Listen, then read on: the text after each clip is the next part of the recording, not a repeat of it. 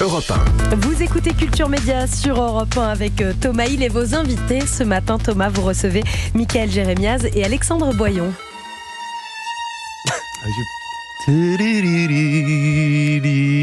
Ah, qu'est-ce qu'on l'aime cette musique. Là, on et oui. savait qu'on allait vivre un bon moment quand on entendait cette musique. On est avec le meilleur commentateur des JO, faut le dire, Alexandre Boyon, qui va continuer à nous faire vibrer pendant ces Jeux paralympiques qui s'ouvrent demain, et Michaël Jérémiaz, donc le champion paralympique en tennis. Vous avez été nommé chef de mission d'ailleurs de la délégation française, faut le dire, Michaël Jérémiaz. Et alors, c'est vrai qu'on a eu des performances absolument records sur les JO pour les athlètes français. La France a terminé 5e au tableau des médailles. C'était formidable. Est-ce qu'on peut espérer d'aussi bons résultats pour les Paralympiques ? Est-ce que vous êtes optimistes tous les deux ? Moi, je suis très optimiste. La présidente du comité paralympique sportif français, Marie-Mélie Le Fur, a fixé le cap, 20 médailles d'or. Dans le top 8. Top 8 mondial. Il y a moins de sports en paralympique. Il y a 23 sports contre plus de 30 sports, 32 sports, je crois, aux Jeux olympiques. Par contre, on a beaucoup plus d'épreuves parce que dans notamment le tennis de table, natation et athlétisme, il y a des catégories de handicap. Donc, l'objectif, c'est de passer de 11 médailles d'or à Tokyo à 20 médailles d'or. Donc, c'est très ambitieux. On va quasiment doubler, mais c'est possible. On a des grandes chances de médailles, notamment en cyclisme, en natation, en triathlon, en tennis de table. Donc, en cécifoot, je crois qu'on est très bon en cécifoot, les Français. On était très bon. On a été médaille d'argent en 2012 contre le Brésil. Ça invente pas. Et le Brésil est toujours devant. Et le Brésil est toujours devant. On a peu de chance alors. Non, mais plus compliqué. On était plus fort en 2012. On n'est pas les favoris. Vous savez, on en parlait il y a encore pas très longtemps. Il y avait 60% de fans français dans les stades pendant les Jeux Olympiques. Là, il y aura 90% de Français. Donc, qui fait souvent la différence. Ce qui est un peu con, c'est qu'au cécifoot, on n'a pas le droit d'encourager. C'est vrai. Ah oui, il faut pas faire de bruit. Si. Non. Tu peux encourager. Quand il y a eu le but. Voilà, quand il y a le but. Pas pendant le jeu, ouais. C'est comme au tennis. Sinon, c'est silence. Sur toutes les épreuves, en fait, alors sur la plupart des épreuves, notamment le cécifoot, le goalball aussi, donc les athlètes malvoyants ou aveugles, bah oui, parce que sinon vous n'entendez pas, en fait, les bruits du ballon, les goalots qui sont dans le ballon. Mais quand vous entrez dans le stade, vous avez tout le monde qui a le droit, et heureusement, de crier, de vous encourager, et quand vous marquez un but aussi. Mais pendant, vous rappelle aux spectateurs d'être plutôt calme. Je le briefe un peu parce qu'il ne connaît pas toutes les épreuves. Merci Alexandre. Moi, par le tennis, tu sais. En tout cas, on sent qu'il y a un intérêt qui augmente pour ces Paralympiques, et pas seulement en France d'ailleurs. Plus de 160 pays et territoires se sont engagés à diffuser ces Jeux paralympiques. La vente des droits médias a augmenté de plus de 20% par rapport à Tokyo. À chaque fois, en fait, ça prend un petit peu plus d'ampleur, ces Jeux paralympiques, Alexandre Boyon. Oui, heureusement d'ailleurs. Je crois qu'on est à 168 nations maintenant. On était à 206 délégations. On va pas parler de nations parce que il y a la délégation des réfugiés. Mais oui, on est à 4400 athlètes. Donc c'est à peu près la moitié des Jeux olympiques. Et ça prend de plus en plus. Donc c'est quand même un phénomène. En même temps, il y a 1,2 milliard de personnes qui sont en situation de handicap. Donc c'est juste quelque chose de normal. Et on va voir des sportifs de très haut niveau qui vont venir et qui vont en découdre. Et alors côté public, un peu moins de 2 millions de billets ont été vendus déjà pour ces Jeux paralympiques. Alors on est encore assez loin des 2,7 millions de Londres en 2012. Il reste encore beaucoup de place à vendre. Il reste à peu près 500 000. La billetterie, la jauge, c'est 2 500 000. On était à 1 990 000, un truc comme ça. Ouais. Après notre passage sur Europe 1, il y aura évidemment plus de 2 millions de billets vendus.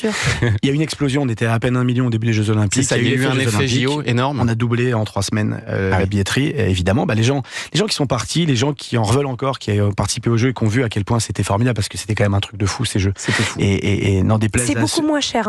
Et oui, il y a aussi ça. Pour les Paralympiques. Il y a des billets à partir de 15 €. Il y a énormément de billets, des centaines de milliers de billets qui sont à partir de ce prix-là. Vous allez découvrir en fait des champions extraordinaires qui réalisent des performances incroyables, comme les athlètes olympiques, mais simplement, pour la plupart, vous les connaissez pas. Vous allez découvrir des sports que vous connaissez, mais pratiqués d'une manière différente, et puis aussi des sports que vous ne connaissiez pas, comme le goalball et la boccia. Aujourd'hui, quand on aime le sport, quand on est un consommateur de sport, il n'y a rien qui justifie qu'on ne s'intéresse pas et qu'on ne se prenne pas de passion de quelque chose qui est en bas de chez nous. On rentre, personne là, on a vu vos visages ce matin marqués par le retour des vacances, et pas que Julien, messieurs, dames, je tiens à vous le dire. Et mais je vous en prie, mais nous c'est pareil. Non mais c'est un bonheur de se dire que dans cette rentrée-là, où il y a la rentrée politique, il y a tout ce qu'on a mis un petit peu de côté parce qu'on avait envie de rêver ensemble et de partager tout ça, et on a ce petit supplément. Nous on a appelé ça le match retour. On a 15 jours de kiff à vivre ensemble. Je pense que ça en vaut la peine. C'est un truc qui vous embête, ça d'ailleurs, la compétition médiatique qui se forme là maintenant, parce que évidemment, on va parler aussi beaucoup de politique en cette rentrée. On va parler d'autres sports comme la Ligue 1 qui a repris. Tout ça, est-ce que c'est, si je puis dire, un handicap supplémentaire pour ces JO? Nous on a tout. Pendant les Jeux Olympiques, Je regardais le JT le midi et le soir. Ah oui, il n'y a rien. Sport, que sport. Ouais. Pourtant, il y avait toujours la guerre en Ukraine, il y avait toujours le conflit israélo-palestinien, toujours des femmes en Iran qui essayaient de survivre quand elles enlevaient leur voile alors qu'elles se font battre et qu'elles se font tuer, dont on ne parle pas et dont encore aujourd'hui trop peu. La réalité, c'est qu'il y a toute l'actualité sportive qui a repris. Donc les compétitions internationales, vous avez l'US Open, vous avez parlé du championnat de foot, il y a sûrement de la natation quelque part, Alexandre. Et donc pour le coup, nous on se retrouve à être face à tout ça. Et en même temps, il n'y a jamais eu autant d'intérêt de l'espace médiatique, du grand public, aussi du secteur privé. Il y a eu un engagement sans précédent du monde de l'entreprise. Moi, j'ai jamais entendu et eu autant de sollicitations pour parler de ça, mais pas en parler juste parce que faut le faire, parce que les gens, à mon sens, comprennent enfin l'intérêt et l'impact de ces Jeux paralympiques. Et une couverture médiatique, il faut le dire, très importante, notamment évidemment sur France Télé. Je regardais les JT ces derniers jours, tous les soirs, il y a plusieurs sujets qui sont consacrés aux Jeux paralympiques. Est-ce que France Télé, Alexandre Boyon, va quand même réduire la voilure ou ce sera une couverture qui sera tout aussi complète que pendant les JO ? Alors, elle sera pas aussi complète que pendant les JO parce qu'il y a moins de sport, il y a moins de concurrents. Donc voilà. Après, il faut savoir une chose, c'est que sur les Jeux Olympiques, tout est réalisé 24 heures sur 24. Tous les combats, tous les matchs, toutes les tables de tennis de table, tous les tapis de lutte, de judo. Là, c'est pas le cas.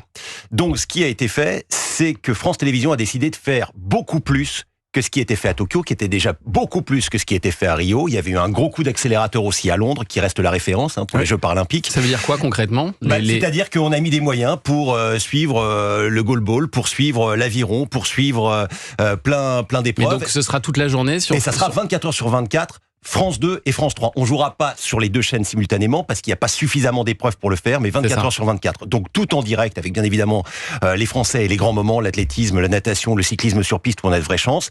Et puis la nuit, on repassera les meilleurs moments, on repassera des compétitions qu'on n'a pas vues et on va faire beaucoup plus que ce qui n'a été fait auparavant. Et surtout, le deal, c'est que Los Angeles ne pourra pas faire moins que ce qui a été fait à Paris. Ouais. Donc on met la barre très haut pour que ensuite ça soit pérennisé. Et puis il y aura aussi tous les soirs le talk show Quel jeu présenté par Léa Salamé et Laurent Luyat, un talk qui a bien fonctionné en audience pendant les Jeux, qui a aussi déclenché quelques critiques sur les réseaux, paraît-il aussi au service des sports de France Télé, qui trouvait l'émission trop people, pas assez sportive. Alexandre Boyon, vous qui êtes au cœur de cette rédaction des sports de France Télévisions, est-ce que vous confirmez... Je suis super people. Mais il y a eu des grincements dedans, notamment au début, au lancement de l'émission. Non, sincèrement, il y a eu des interrogations avant, comme à chaque fois. Je pense que vous ici, quand il y a un nouvel actionnaire qui arrive, vous vous posez des questions aussi. Et donc forcément, sur les choix éditoriaux, on s'est dit comment ça va se passer et on savait pas. Puisque forcément, c'était Léa Salamé avec qui on n'avait jamais travaillé. Et à l'arrivée, qu'est-ce qu'on a vu ? On a vu des journalistes qui allaient en plateau le soir pour débriefer, qui n'étaient pas uniquement des journalistes qui commentaient, c'était aussi des reporters de terrain qui connaissaient, par exemple, très bien Léon Marchand, je pense à Philippe Lafont. Et puis, on a vu des reportages, on a vu aussi une façon de s'adresser au public différemment. Il y a eu un petit changement de barre quand même, on l'a senti Alors moi, j'étais sur les directs. C'est ce qu'on m'a dit aussi. Au bout de quelques jours, il y a eu moins de plus de sport. Le soir, quand j'étais dans le taxi pour rentrer, je me reposais. Mais ce que je sais, c'est qu'il y a des gens qui ont regardé cette émission-là et qui sont venus aussi parce que c'était un ton différent. Et quand vous avez un événement comme ça, il faut s'adresser au public le plus large possible. Donc moi, ça me choque pas que l'on ait ce type d'émission. C'est pareil avec Au Jeu Citoyen qui termine ce soir. Sur France 3. Oui, où on travaille avec Carole Gessler. Carole, elle vient pas du milieu du sport. Mais moi je suis avec elle et on a touché un public plus large parce qu'il y avait plutôt la caution sportive et puis de l'autre côté, quelqu'un qui pose des questions de quelqu'un qui connaît peut-être un peu moins le sport, mais qui connaît le journalisme et qui se pose des vraies questions. Non, mais ça a très bien fonctionné. On mangeait, on bouffait du sport toute la journée. Donc en fait, ce mélange sport, culture, politique, people, parce que les people sont comme tous les autres, sont des fans de sport. Ça a très bien fonctionné et la première émission là aura lieu jeudi. Moi, j'aurai le plaisir d'y être avec Tony Estanguet et je pense que ça va cartonner autant que pendant les Jeux Olympiques. Et nous, on va continuer à parler de ces Jeux paralympiques et de leur impact médiatique aussi pour voir si ça va durer tout ça, peut-être après les Jeux paralympiques. Avec vous, Alexandre Boyon et Michaël Jérémias, ce sera juste après le journal des médias.